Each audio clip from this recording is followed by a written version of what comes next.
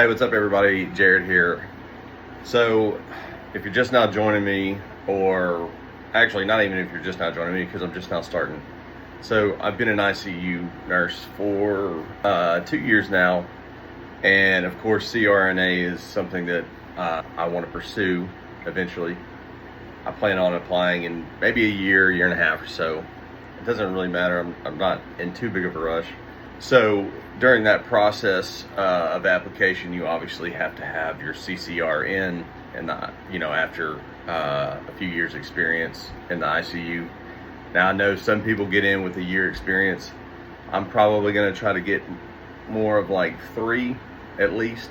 But all that to say, I'm starting a study with me stream on YouTube and hopefully Twitch. I've got to figure out how to like duplicate streams and stuff. I've got a lot going on.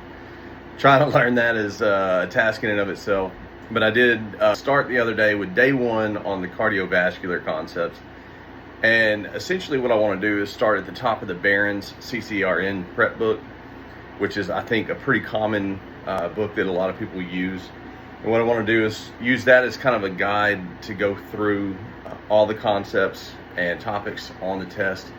And then also watch YouTube videos and lectures, use the OpenStax textbooks, which are open source and free, which they're very, very helpful. And shout out to all the people working on OpenStax textbooks. So with that said, day 1 is posted. I started off with the cardiovascular concepts. I didn't get very far. I only got through like a page or 2 of the Barron's book. But what I want to do is each day talk about kind of my takeaways. And with this day 1 that I got, I'm creating an Anki deck along the way that's posted under the videos and a link to download. But just getting through the heart sounds, a couple of takeaways I wrote down here is, for some reason I didn't understand, or it slipped my mind what the actual heart sounds were. I think maybe I knew this and I just hadn't been paying attention, but the S1 and S2 are actually just the valves closing, and I'm sure I knew that if I had to reason through it, but I just hadn't been thinking about it. But that is the closing of the valves, which are making the S1 and S2. Good refresher on the semilunar valves and then also the AV valves. I go by the try it before you buy it, for the pulmonic for the tricuspid, bicuspid, or mitral valve. And then the semilunar valves, the pulmonic and aortic. So that was something, a refresher for me.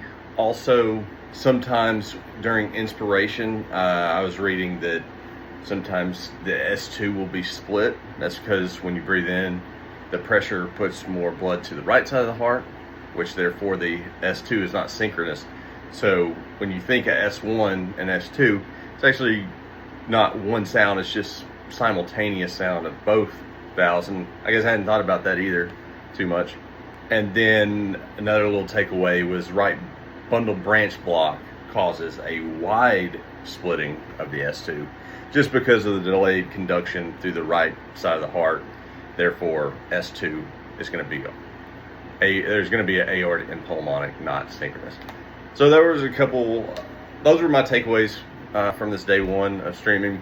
I'm really just wanting to document this journey and hopefully inspire you out there who are studying for the CCRN, or maybe even if you're just in nursing school and you just want to study along with another fellow nurse. But anyway, hopefully I'm going to do another stream today. This thing is just getting started. So welcome everybody. Thanks for sticking around this long. And then hopefully we can tackle this CCRN together. I want to keep posting maybe ICU tips and tricks that I've learned along the way. And then also hopefully talk about the process of getting into CRNA school, maybe the GRE study, tips and tricks along the way. We'll see. But I think the main thing is just get started. So if you're putting anything off, just get started. Let's go. A little bit goes a long way if you do it every day. So I'll see you on the next video. Y'all take care.